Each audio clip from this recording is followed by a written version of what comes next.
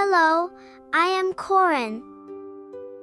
And I want to build a tower today. Oh, my tower feels shaky.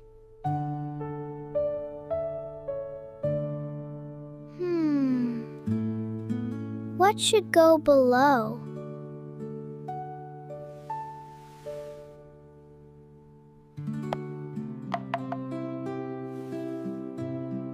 What do you think should go below? Do you have an idea? Let's sort them: big, medium, and small.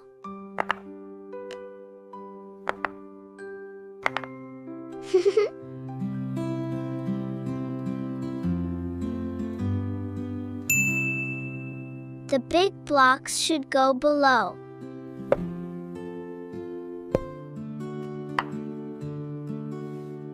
Big below, medium in the middle, small on top.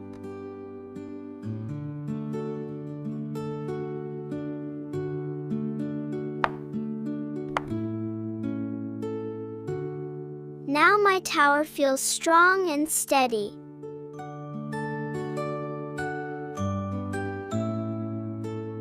Is your tower strong and steady too?